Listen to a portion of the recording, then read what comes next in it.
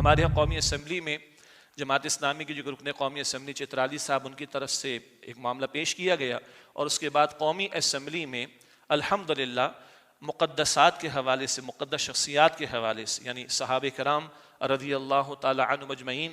امہات المؤمنین، امت کی مائیں رضی اللہ تعالی عنہن اجمعین، اہل بیت رضی اللہ تعالی عنہم اجمعین، ان کے تعلق سے اب عمر قید کی سزا، یعنی ان کی اگر کوئی گستاخی کرے ان کی شان میں تو عمر قید کی سزا کا قانون جو ہے وہ کہیے کہ اس پر اتفاق رائے ہوا ہے۔ قومی اسمبلی میں معاملہ ہو گیا، آگے بڑھ کر یہ پورے قانون کی شکل بھی اختیار کرے، اور اللہ کرے کہ حکومت اس کی صرف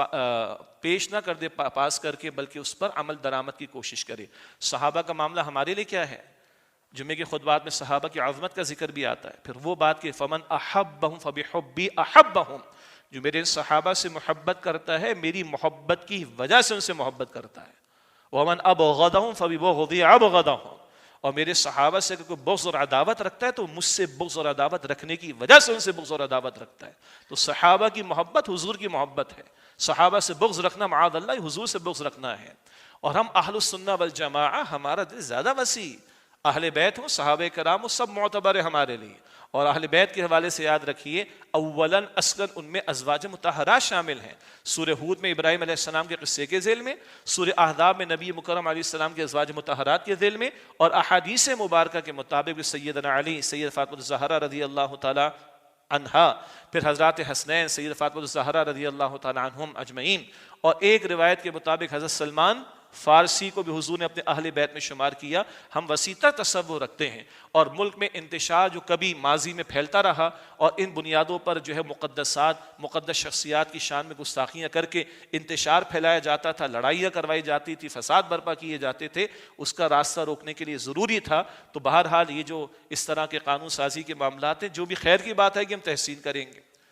اور اگر کوئی شر کا پہلو ہوگا تو اس کی مذمت بھی کریں گے۔ قانون پاس کر کے بیٹھ گئے ہو ٹرانسجینڈر ایکٹ کا تو بدلو بھائی اس کو، عدالتی فیصلے موجود ہیں، ہم نے تحسین کی مگر سود کے خاتمے کی طرف پیش رفت نہیں ہو رہی، مذمت کریں گے۔ لیکن کوئی خیر کی بات آئے گی تو اس کی ہم تائید بھی کریں گے۔ البتہ یاد رہے کہ صحابہ کرام سے محبت اور عقیدت ایک پہلو، اہل بیت ہوں، ازواج مطہرات، ان کو امت کی مائیں کہا گیا، اور پوری جماعت صحابہ کو اللہ سرٹیفکیٹ دیتا رضی اللہ عنہم ورضوا عنہ، اللہ اپنی رضا کا اعلان فرماتا ہے۔ البتہ ان صحابہ کو اللہ نے عزت کس وجہ سے دی؟ اسلام کی وجہ سے عزت دی۔ سیدنا عمر کا واقعہ پہلے بھی ذکر ہوا کہ عمر کو عزت کپڑوں سے نہیں ملی ہے، عمر کو عزت کپڑوں سے نہیں ملی ہے، عمر کو عزت اسلام کی وجہ سے ملی۔ آج ہم ذلیل ہیں دنیا کے اندر، اور ذلت اور رسوائی کے الفاظ بھی چھوٹے پڑ گئے،